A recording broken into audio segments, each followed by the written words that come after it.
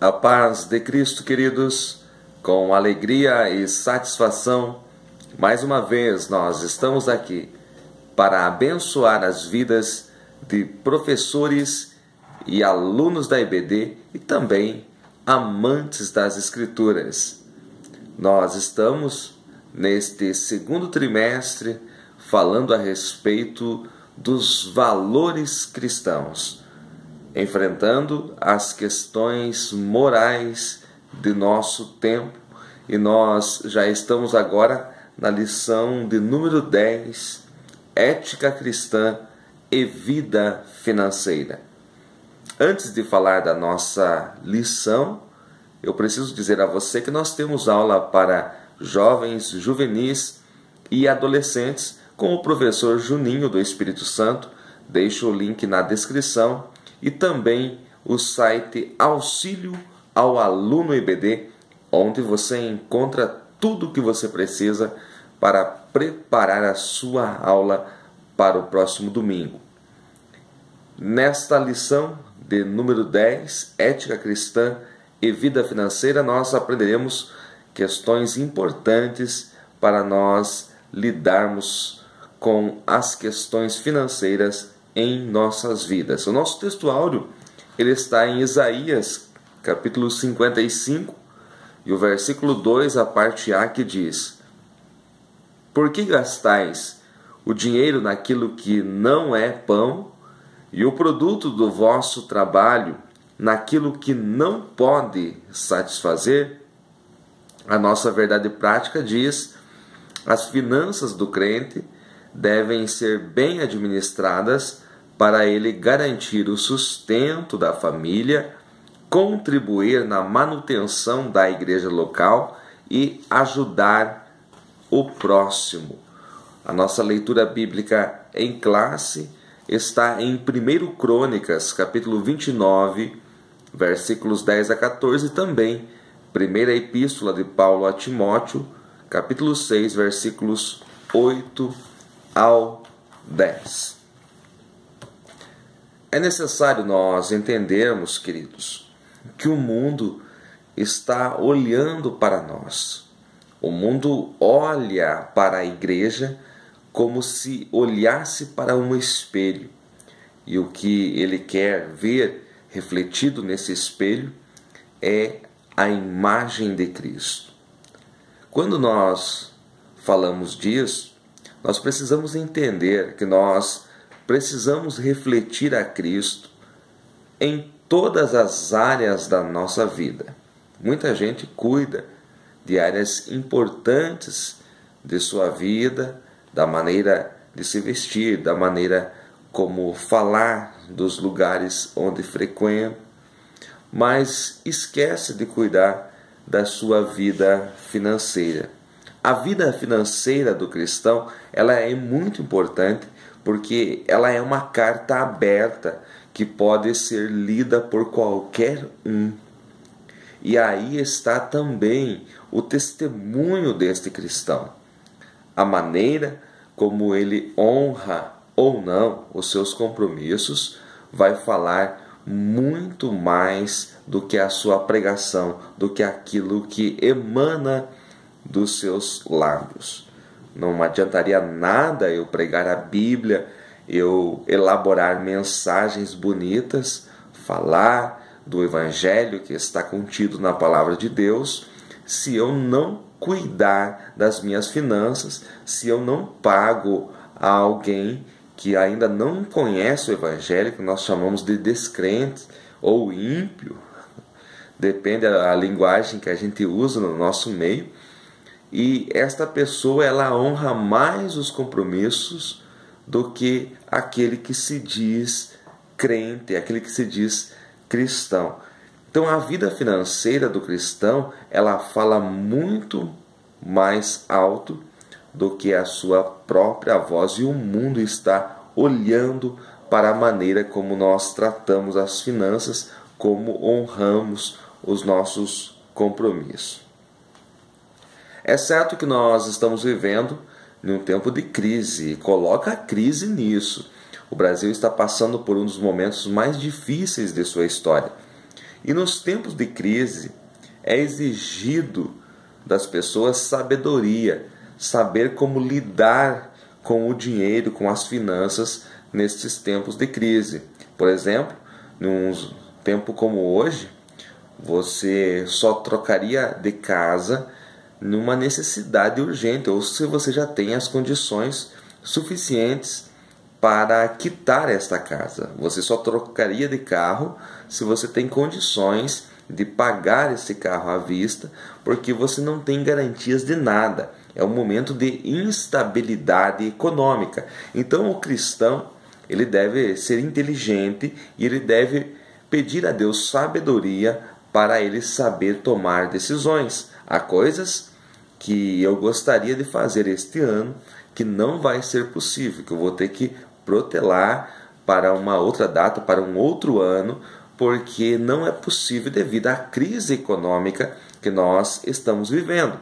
Mas muitas pessoas simplesmente ignoram a crise que nós estamos vivendo e acabam adquirindo dívidas.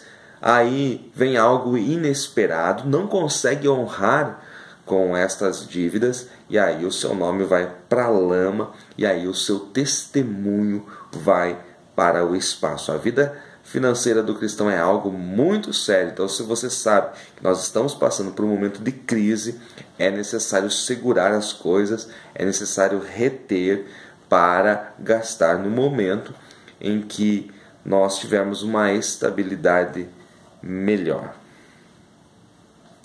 Devemos administrar o que recebemos do Senhor. Então, tudo que nós temos, o nosso emprego, ele vem do Senhor. As nossas finanças também são do Senhor, porque é Ele que nos dá vida, é Ele que nos dá saúde para que nós possamos executar as nossas atividades. De nada adiantaria haver um emprego para você trabalhar se você não tiver saúde, não tiver condições de trabalhar. Então é o Senhor que dá todas as coisas e nós somos como que mordomos dele. Um texto que eu trago aqui para vocês está em Lucas capítulo 16, versículos 9 a 12, onde Jesus diz o seguinte: E eu vos digo, granjeai amigos com as riquezas da injustiça, para que, quando estas vos faltarem, vos recebam eles nos tabernáculos eternos. Quem é fiel no mínimo, também é fiel no muito. Quem é injusto no mínimo, também é injusto no muito. Pois se nas riquezas injustas não fostes fiéis, quem vos confiará as verdadeiras?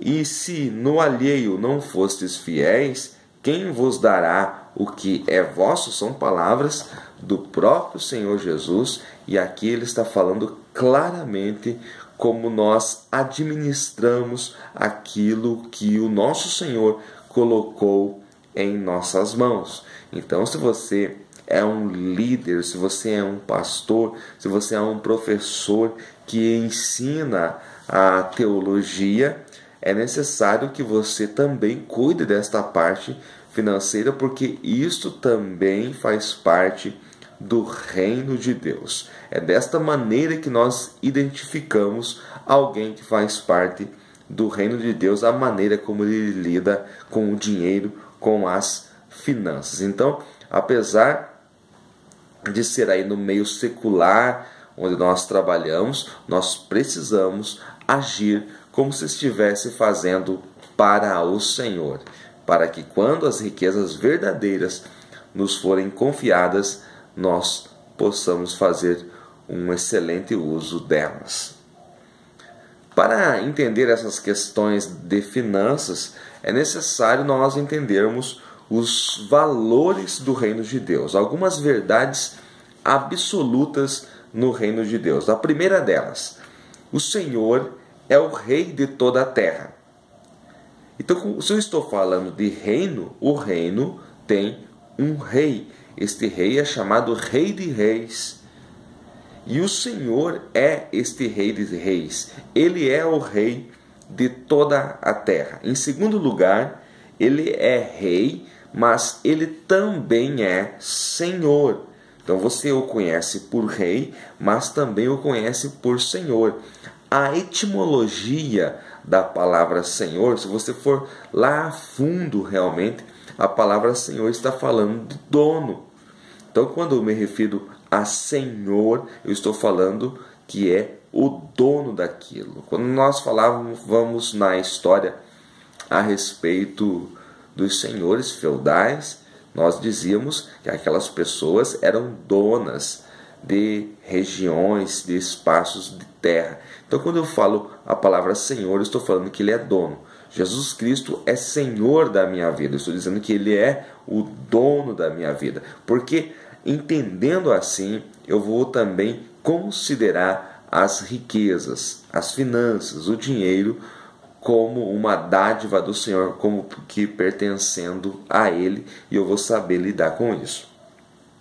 Nós somos todos mordomos da sua criação. Quando Deus criou todas as coisas, Ele colocou todas as coisas debaixo do domínio do homem, para que o homem administrasse, para que ele fosse o mordomo da criação. Foi desta maneira que o nosso Pai fez. Aí nós precisamos entender algo importante a respeito do trabalho. Algumas pessoas erroneamente tratam o trabalho porque não conhecem a verdade. O trabalho não é castigo. Verdade absoluta. Trabalho não é castigo. Adão, o primeiro homem, ele já tinha uma missão mesmo antes da queda. O Senhor criou todas as coisas, viu que era bom e entregou ao domínio de Adão. Deus disse, lá em Gênesis 1, 26 a seguir, domine sobre as aves do céu, sobre os peixes do mar, sobre tudo aquilo que há na terra, domine, exerça governo. Você tem a missão de ser o mordomo da terra. Então, ele já tinha essa missão de trabalhar. É claro que lá na frente isso se agravou, a terra começaria a produzir espinhos, mas eu já vou voltar aí nesta parte. Apenas que você entenda aqui que trabalho não é castigo. É importante também entendermos que não dá para viver nos extremos. Você não pode, em nome do Evangelho, não é confortável, não é agradável você viver na extrema pobreza, a ponto de não ter o que vestir, o que comer. Isto não é bom. Até pode ser que alguém venha questionar o Deus que você serve. Você não serve um Deus que é dono do ouro e da prata, então você não pode viver na extrema pobreza, a ponto de não ter alimento, não ter água, luz, higiene, não ter nada. Você não pode viver nesse extremo. Também, por outro lado, você não pode viver na extrema riqueza. Até que se você conseguir conciliar isso, tudo bem, mas é normal que aqueles que são muito ricos mesmo, isto toma o primeiro lugar em suas vidas, e aí está o pecado. Quando a Bíblia fala de prosperidade, o conceito de prosperidade na Bíblia é um pouco diferente do nosso. O conceito de prosperidade nos nossos dias é alguém que acumula muito dinheiro, acumula prata, ouro, dólar, ações nas bolsas de valores. Isto é prosperidade. Na Bíblia, prosperidade é não ter falta de nada, é ter o suficiente para si, para a sua família e não sentir a ausência de nada, não ter falta de nada. Isto é prosperidade. Por isso que o apóstolo João, quando escreve a Gaio, ele fala: amado, desejo que sejas prósperos, assim como é próspera a tua alma. Nós sabemos que a alma não ganha dinheiro. Então, o conceito de prosperidade na Bíblia é um pouco diferente daquilo que se prega em nossos dias. É necessário também ter cuidado nesta ganância, neste desejo de querer ganhar. É necessário ter alguns cuidados, e um dos que derruba e muito é a cobiça. Então, esta cobiça tanto se refere a mulheres, quanto ao dinheiro, quanto a posições, quanto a poder. Nosso comentarista elenca esses 3 perigos aí da cobiça. Mulheres, claro, para os homens. Se estivermos falando para as mulheres, é o contrário, né? Homens, ou seja, imoralidade. Também o dinheiro e também as posições, o alto escalão, posições de poder que deixa as pessoas com tanto desejo de chegar ali que elas são capazes de fazer qualquer coisa para chegar nesses lugares. Então é necessário ter muito cuidado com a cobiça. Como que eu posso ter uma vida financeira estável, bem-sucedida? É trabalhando. O primeiro passo é trabalhar. Como eu já falei, o trabalho não é castigo. Adão já trabalhava antes da queda, né? Apenas depois da queda a terra passou a produzir cardos, espinhos, e ele teve mais dificuldade. Ele teria que investir ali o seu físico para que a terra produzisse. Então ele derramaria suor. Por isso que Deus disse: do suor do teu rosto comerás. Então a partir da queda as coisas ficam mais difíceis para Adão com relação a produzir. Mas trabalho não é castigo. E na Idade Média os homens tinham esse conceito errôneo de trabalho, que alguém que trabalhasse era amaldiçoado. Então a nobreza praticamente não trabalhava, apenas usufruía daquilo que a classe baixa, a plebe, produzia. Quando chegou a Reforma Protestante, esse conceito foi mudado. Então a Reforma também trouxe um novo conceito de trabalho como sendo uma dádiva do Criador, como sendo algo que enobrece o homem.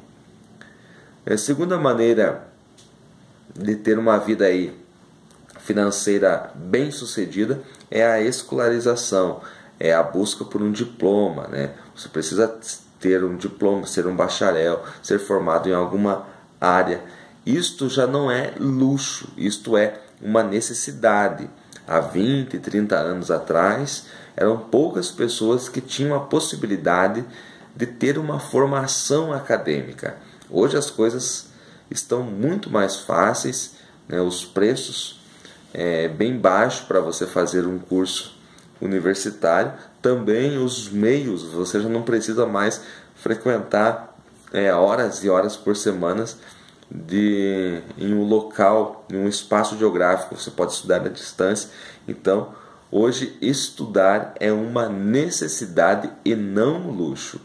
Muitos que se envolvem com a obra do Senhor acabam menosprezando aí os estudos e depois acabam pagando caro, né, por este desleixo.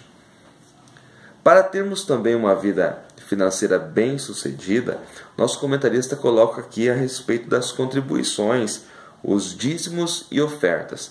E eu digo que os dízimos e ofertas são apenas um reconhecimento do senhorio de Cristo. Então tem pessoas que não dizimam e ainda fazem questão de contar isso para os demais, desencorajando os demais a fazerem, dizendo que já ajuda os pobres e tal, mas isto não é suficiente. O dízimo é um ato de fé e também um ato de liberalidade. Você está dizendo: eu creio que o Senhor é poderoso para me abençoar através deste ato, quando eu reconheço que Ele é Senhor na minha vida. Então, quem não é dizimista e ofertante, ou até contra, é porque Jesus Cristo ainda não é Senhor da vida desta pessoa. Vou repetir isso. Pessoas que não são dizimistas nem ofertantes na casa de Deus, elas precisam conhecer a verdade a respeito de Jesus Cristo, que é o Salvador e também o Senhor da sua vida. Outra maneira de sermos bem-sucedidos na vida financeira é colocando prioridades na família. Então nós não podemos gastar de qualquer maneira, nós não podemos gastar apenas por impulso, nós precisamos ter prioridades estabelecidas na nossa família. Então, na sua família você sabe o que é emergência que você precisa fazer já e aquilo que é superficial que você pode adiar para o momento em que estiver mais confortável. Desta maneira você vai conseguir equilibrar as suas finanças. E precisamos, acima de tudo, evitar as dívidas. Algumas pessoas, alguns crentes, até mesmo pastores, mulheres de pastores, os filhos, eles querem viver um padrão de vida que não é o seu. Então, porque ele sabe que fulano usa tal marca de roupa, ele quer usar também. Só que fulano tem uma realidade financeira, você tem outra. Então, nesta ganância aí, as pessoas acabam adquirindo dívidas e essas dívidas vão aumentando, não há como pagar, de repente a pessoa está com uma depressão por causa de uma simples dívida que poderia ter sido evitado. É necessário nós agirmos com sabedoria nesta era final. A ética cristã também envolve a vida financeira. Então não adianta cuidar de certas coisas se você não cuida desta área. A sua família, o seu futuro depende disso. Que Deus te abençoe e te guarde. E que se essa aula foi útil para você desenvolver aí os seus estudos, deixe o seu joinha, deixe o seu comentário e ajude-nos na evangelização espalhando esse vídeo nas suas redes sociais. Deus lhe abençoe ricamente, em nome de Jesus.